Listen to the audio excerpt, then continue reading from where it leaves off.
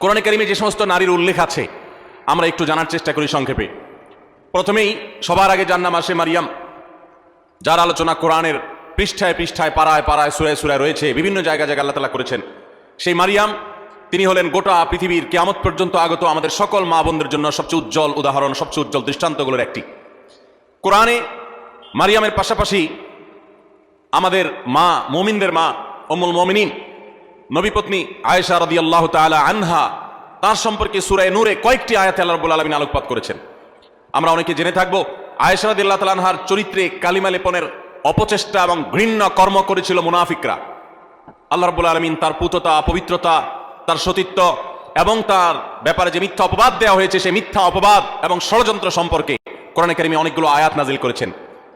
একজন নারী তার চরিত্রে কালিমা লেপন করার অপচেষ্টা যখন করেছে কিছু সমাজের ঘৃণ্য পুরুষেরা, মুনাফিকেরা, আল্লাহ রাব্বুল আলামিন তার চরিত্রের পুততা পবিত্রতা প্রকাশ করবার জন্য, ঘোষণা দেবার জন্য কোরআনে কারিমে অনেকগুলো আয়াত নাজিল করেছেন।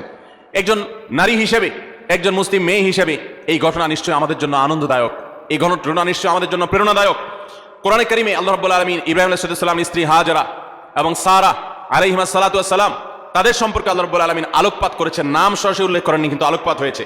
কোরআনে কারিমে জাকারিয়া আলাইহিস সালামের স্ত্রীর আলোকপাত হয়েছে, মুসা আলাইহিস সালামের মায়ের আলোচনা হয়েছে, কোরআনে মুসা আলাইহিস সালামের বোনের আলোচনা হয়েছে, কোরআনে মুসা আলাইহিস সালামের স্ত্রীর আলোচনা হয়েছে যিনি ছিলেন শুআয়ব আলাইহিস সালামের মেয়ে, কোরআনে ফেরাউনের স্ত্রী আসিয়ার আলোচনা হয়েছে, কোরআনে বিলকিসের আলোচনা হয়েছে, কোরআনে ঈসা আলাইহিস সালামের নানী ইমরাতে ইমরান মারিয়ামের মায়ের আলোচনা হয়েছে, কোরআনে আইয়ুব আলাইহিস সালামের স্ত্রীর আলোচনা ইঙ্গিত হয়েছে, এবং কোরআনে উম্মাহাতুল মুমিনিন সমস্ত নবীপত্নীগণ, আমাদের মাগণ, প্রিয় নবী সাল্লাল্লাহু আলাইহি সাল্লামের স্ত্রীগণ, সম্মানিতা স্ত্রীগণ, তাদের আলোচনা হয়েছে। এবং আল্লাহ রাব্বুল আলামিন ঘোষণা দিয়েছেন যে ওয়াজওয়াজুহু উম্মাহাতুকুম, নবী সাল্লাল্লাহু আলাইহি সাল্লামের পত্নীগণ, ঈমানদার তোমাদের মা, তাদের আলোচনা হয়েছে। কোরআনে খাদিজা রাদিয়াল্লাহু তাআলা আনহা সম্পর্কে আল্লাহ রাব্বুল আলামিন ইঙ্গিত করেছেন একাধিক আয়াতে। কোরআনে হাফসা রাদিয়াল্লাহু তাআলা আনহা সম্পর্কে ইঙ্গিত রয়েছে সূরা তাহরিমে। কোরআনে কারিমে যায়েনাব বিনতে জাহাশ রাদিয়াল্লাহু তাআলা আনহা সম্পর্কে আলোচনা রয়েছে। কোরআনে আরো বহু নারীর সম্পর্কে আলোচনা হয়েছে।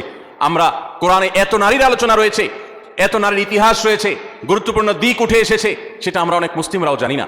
ভাইরা আমার, এর পাশাপাশি আল্লাহ রাব্বুল আলামিন কোরআনে কারিমে এমন কিছু নারীর উদাহরণ তুলে ধরেছেন যারা তাদের অবাধ্যতার কারণে, তাদের নাফরমানের কারণে, তাদের মন্দ স্বভাবের কারণে, তাদের কুফরির কারণে, তারা আল্লাহর অবাধ্য হওয়ার কারণে, তাদের খারাপ পথে চলে যাওয়ার কারণে তাদের করুণ পরিণতি আল্লাহর শাস্তির মুখোমুখি হতে হয়েছে, পৃথিবীর ইতিহাসে আস্থা করে নিক্ষিপ্ত হয়েছে। তাদের ইতিহাস আল্লাহ তাআলা তুলে ধরেছেন শুধুমাত্র আমার মা বোনদের জন্য, ঈমানদার মহিলাদের জন্য, তারা যেন সেখান থেকে শিক্ষা গ্রহণ